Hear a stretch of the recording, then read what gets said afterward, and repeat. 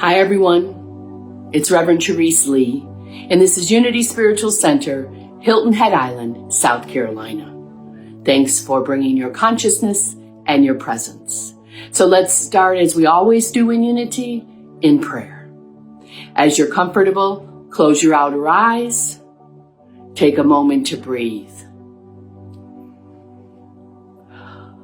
Living, loving presence, thank you for this day. Thank you for the opportunity to be together, to see how it is we may support each other, even over the Ethernet. Thank you for all that is ours, seen and unseen, and so it is. We are grateful. Amen. Welcome. Today we're going to talk about the 23rd Psalm. It's something that everybody has heard, most everybody, and I'd like to unpack it metaphysically so we can see how it is we can use it today to serve us. Let me read it to you. The Lord is my shepherd, I shall not want. He makes me lie down in green pastures. He leads me beside still waters. He restores my soul. He leads me in paths of righteousness for his name's sake. You prepare a table before me in the presence of my enemies. You anoint my head with oil. My cup overflows. Even though I walk through the valley of the shadow of death, I fear no evil. For you are with me, your rod and your staff, they comfort me. Surely goodness and mercy shall follow me all the days of my life, and I shall dwell in the house of the Lord forever. Most people hear this at celebrations of life, services, or funerals. Today we're going to talk about using it as an all-around mental treatment. Thoughts held in mind produce after their kind. That's our third unity principle. How are we doing that today? Everybody breathe. Let it be a source of comfort to you. Even in the times of not great sadness, no death around, no changes happening, just today, and we breathe.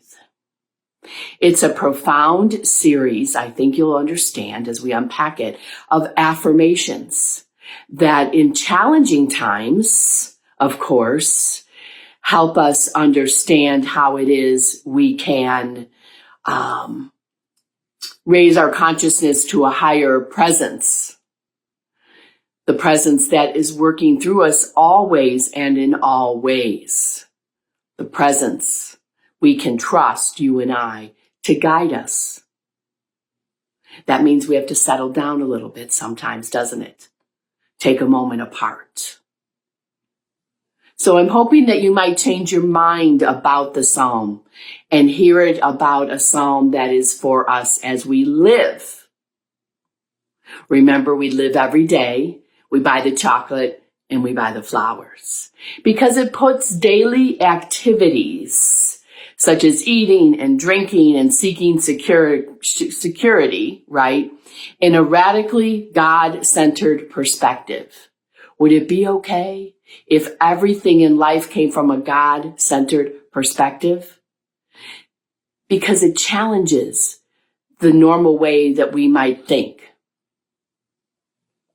Furthermore, it calls us to simply claim individual assurance for you and for me, and also to take and remember that we have a place in the house, quote unquote, of God. So let's unpack it together.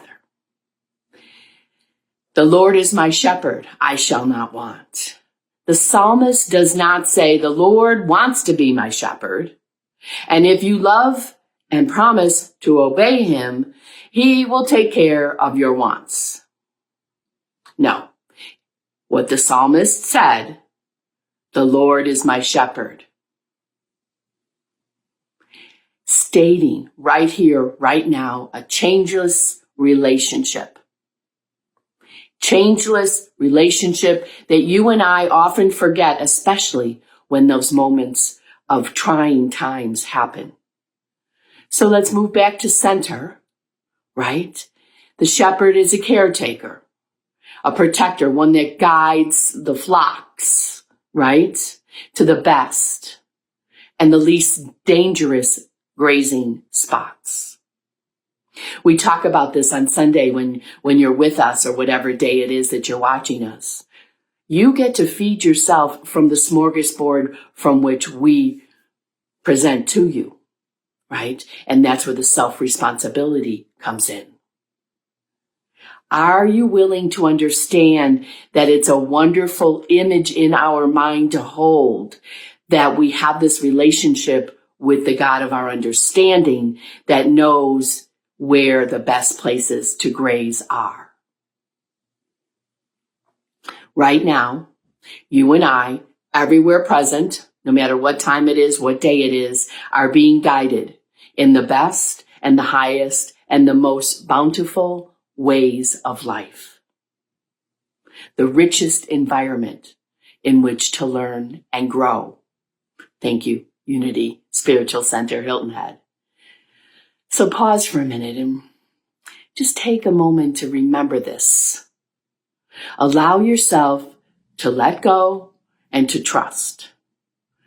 You are right where you're supposed to be at the right time. I am where I'm supposed to be at the right time. And that unseen good is now unfolding. Are you willing? Hands open, ears open, mind and heart open to receive. Allow yourself to get the feeling that you are being guided, that the unfulfilled longing within you is being satisfied. Say with me, the Lord is my shepherd, I shall not want. Listen for the quiet, the gentle guidance that comes, leading you to deeper inner satisfaction. We let go the things of the world and be in the world. We get to know beyond a shadow of the doubt that we are being guided lovingly to make it through the uncertain times. There's many of them today, right? Turn on the news. And through territory maybe that was unknown to us. Unfailing source, God of your understanding. Part 2, he makes me lie down in green pastures. He leads me beside still waters. He reassures and restores my soul. So the imagery that's presented in these 2 lines of the 23rd Psalm are very calming. A wonderful visualization to begin a meditative time together. Lie down in green pastures. Leads me by still waters. The psalmist, no doubt, arrived at this strong visual as the result of their own experience. Their experience with their God. All who experience God everywhere, wherever they are in this moment, come to know the calming, soul-restoring influence of inner light, inner stillness, and then we get to return to the realm of our affairs. Renewed. Would it be okay to get yourself to a place where you feel renewed? I think so. Do you feel overwhelmed sometimes by conditions in your life? I can see even through the ethers heads that go like this, right? Sometimes is there a frantic struggle to get it resolved? Yeah. Are you willing to allow yourself to see the green pastures, sitting calm and serene beside beautiful waters? So we get out of the busyness of our mind and get into the peaceful parts of our mind, feeling the restorative presence of spirit when we call it forth from within us. We feel new strength, new inspiration, new enthusiasm when we take time apart from the busyness. The psalmist, we believe, wrote from an experience that is not only available to the psalmist, but to all of us. It's our natural state of being. Doesn't take anything special to hear these words. So dedicate an effort every day to get to that inner place of quiet, to realize that nothing can disturb the calm peace of your soul. Are you willing? When the temptation arises to get into the struggle, to be part of the drama, just close your outer eyes and remember the green pastures, the still waters of God's presence right here, right now, wherever you are. Allow the unwavering confidence in the greater good now unfolding through you, and celebrate it. Part 3, he leads me in the paths of righteousness for his name's sake. I love this part. The psalmist continues with the theme of spiritual guidance. Do you know that you're spiritually guided? Yes, spirit-led.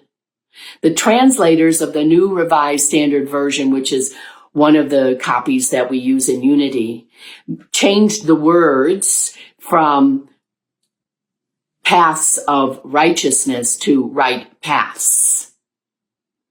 And it clarifies itself because sometimes the paths of righteousness come from an ego standpoint within us, an attitude of betterment, right?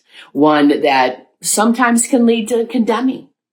Righteousness is about being in right relation to God. It's the big S self, not the ego-driven little s self. The big S self being in right relation to God. That gives me such calm. It gives me such courage, such strength to understand that the thoughts that I think can be changed, right? That I can allow God to be the leading thoughts in my mind, the pathway to understanding that I have the ability to have affirmative attitudes and thoughts, to leave others alone to find their own, right? What works for someone else, let it be.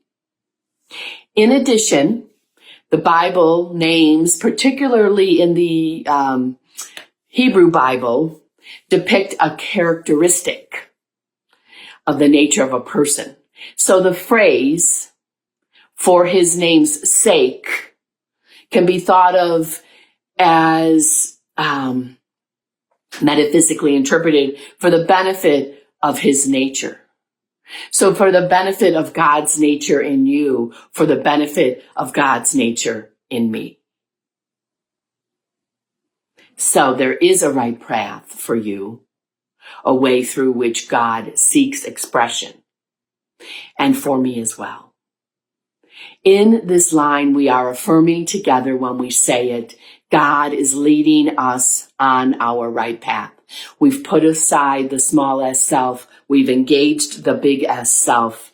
And then when we are in our quiet times, we can look outside of ourselves to the beauty that surrounds us and then draw from within the strength.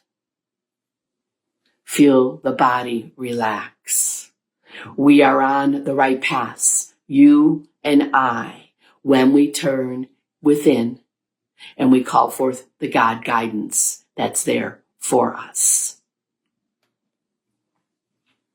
Eric Butterworth says you are complying with God's nature that works from the center to the circumference of your being. So from within out. Think about it. When you drop a pebble in the water, it spreads out, the ripples. That's the same within you and within me. That pebble of God that spreads out, working from center to circumference. We know we're on the right path when stress comes up and we realize, oh, wait a minute, let me get back to center. God's perfect peace is ours right now. Say it with me. God's perfect peace is mine right now. And I choose this path.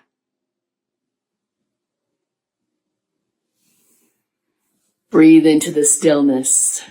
Feel it around you.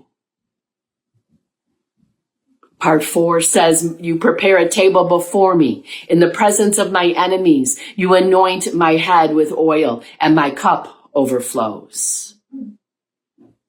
So this line from the 23rd Psalm is rich with the ideas of protection and from prosperity. Are you willing to receive? The preparation of the table in the presence of enemies is a way of affirming greater good is unfolding, even when things appear, quote unquote, to be working somewhat against me. Remember, thoughts held in mind. It's a very important understanding to affirm because it's absolutely true. When our life takes what it appears to be an unexpected turn, we often react, don't we? So I'm going to invite us to respond when these things happen in ways that allow for us not to be robbed of peace and our creative optimism. Go within, feel the peace. The psalmist provides a key that enables us to stay centered to the truth of us. This thing, we can say, is not as it appears. Let us see rightly. A banquet of good is set before us. Know this and be at peace. Oil is a symbol of prosperity, both materially and spiritually. The head, as we know metaphysically, is a symbol of wisdom and intelligence. It's where the brain is, right? It makes sense. So take a moment and have the image of God, of your understanding, anointing your head. It's a way of reminding us to open your mind to the infinite divine possibilities, because you and I are what? Possibilitarians. We can have divine possibilities from both a spiritual and a material nature. Always a both and. We close our mind to the apparent stress, even when it feels like the world is falling apart. Everybody breathe with me. God never ceases working. And when we are in our right mind, when we are prayed up, when we are full of peace, we then get to be that vessel of God working out into the world. Are you willing? We will be anointed with everything we need. We get to prosper through our challenges. The image of an overflowing cup is such an obvious visual, isn't it? We see ourselves as the cup overflowing, you and I, with light, with love, with intelligence of the God within us, living in, through, and as us. And we touch everything we see, everyone. And then what we're able to do is get to that center within ourselves that emanates out from us: peace, order, and abundance of good. See why you're such a big deal and why you matter? It's true. We literally overflow with divine energy. And y'all know that when you see me in person, I'm always so filled with energy. Your energy, even on Sunday mornings via This Way, fills me up. So we affirm and visualize the truth. We enhance the prospering activity in us all. More joy, more peace, more order. Would that be okay? I think so. Part 5 says, even though I walk through the valley of the shadow of death, I fear no evil, for you are with me. Your rod and your staff, they comfort me.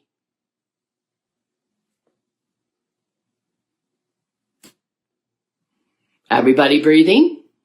I once read that the valley of the shadow of death was a reference to when a shepherd would bring his flock through a narrow valley. There would be predators hiding in the shadows of the rocks and the trees and using the narrow terrain to their advantage when they would launch possibly an attack on the flock. I don't know if it's true. The valley represents danger, right? So metaphysically, what we know is that the valley represents our low moments in consciousness. Like the mountaintops represent the high levels of consciousness. When we're in a valley, we're in a little bit of a lull of consciousness. We get to have these moments. We don't get to label them good, bad, right, or wrong. They just are.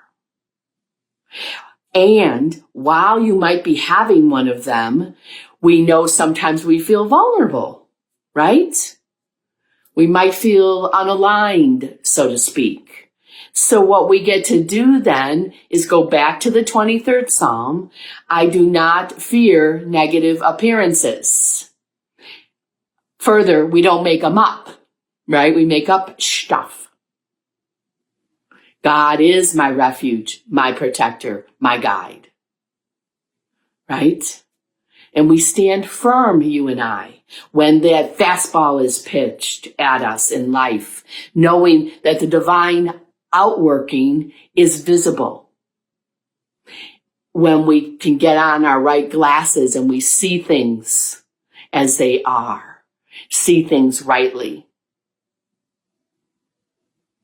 Leaving behind our small s self that sees things differently from an ego standpoint. You and I stand in the knowledge, even when we might see a movement of shadow. Breathe with me. We affirm strength and steadfastness and courage to keep moving forward. Shadows do strange things. How are you embracing yours? There will always be valley moments and mountaintop experiences. Part of life. So we go with the flow. Remember, it's about loving what is, as Byron Katie would say, and not fighting reality. It's important for us to remind ourselves that no matter the situation, God is present. The 23rd Psalm is an excellent reminder of the truth. The slightest movement of our thought toward God refreshes our faith. Every time we do it, it reassures us that life is for us. That we can let go the fear that no longer serves us. There is peace in the valley of the shadow of death because we get to live, not just exist. Part 6 says, surely goodness and mercy shall follow me all the days of my life, and I shall dwell in the house of the Lord forever. Wow, that's a long time. Yeah, that's the truth. We always will be taken care of. We are never alone. Many of us hope to leave a legacy, don't we, of goodness and mercy. We can. A wake of influence that touches people. You and I do this as truth students. Enlightening ways by our very presence and the way it is we be with each other. I really think that this is the total desire of the psalmist who wrote the 23rd Psalm. And I think it's greatly accomplished in these writings.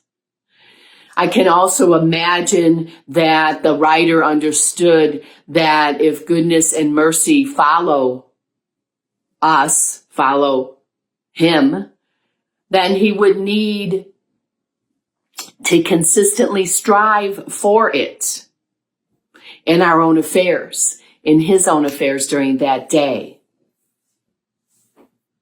The first half of this last line is the famous. It's an affirmative reminder for you and for me that is required of us to be positive, to be constructive as an impactful presence in the world today. We learn to give what we want to receive, right?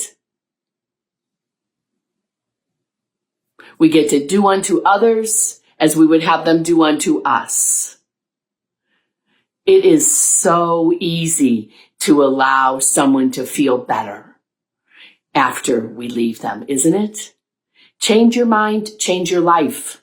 Be the presence. Kind words, a smile, holding open the door can turn lives around. Random acts of kindness. When's the last time you did one of those? Maybe it'll be today.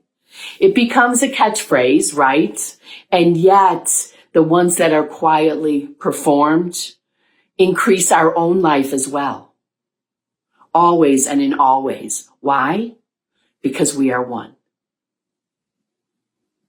We get to imagine the quality of life we want and then help others get there as well. We let our light shine unto the world. And then what we realize is, oh, look at me. I am light filled as well. We get to open up our hearts, practice generosity, see with eyes of wonder, and then have it all come back to us. The world becomes a brighter place because you and I bring the light. We are the compassion. So I invite you to make a conscious decision today to look for ways when you're outside this afternoon and this next week, every single day, to sow seeds of goodness and mercy, to brighten a moment for someone, to bring glory to the holy encounter of each person you meet. And then take a moment and breathe and see your life as the house of the Lord, the living life of the house of the Lord, full of opportunities to serve, to bless others with your presence, and then allow for the blessing to return unto you. We get to give and we get to receive. That's the circle of life. Blessing and be blessed. So close your outer eyes and let me read this again to you. The Lord is my shepherd, I shall not want.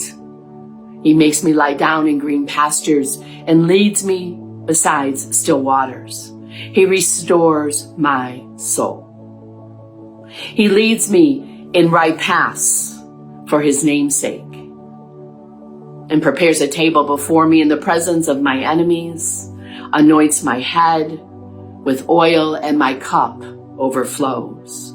And even though I walk through the valley of the shadow of death, I don't build a condo. I don't stop. I keep walking, and I fear no evil. For God is with me. God is with you. The staff and the rod comfort me. And I affirm that goodness and mercy follow me all the days of my life. And I dwell in the house of the Lord right here, right now, as me. So continue to keep your eyes closed and breathe it all in. Are you willing to allow the goodness of all that is God to dwell within you? Let's take a moment and say, I am willing. I allow.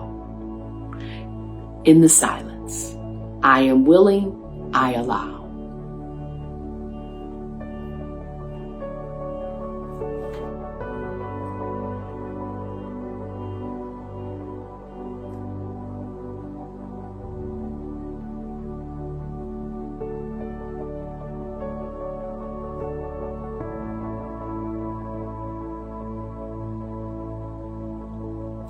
I am willing, I allow.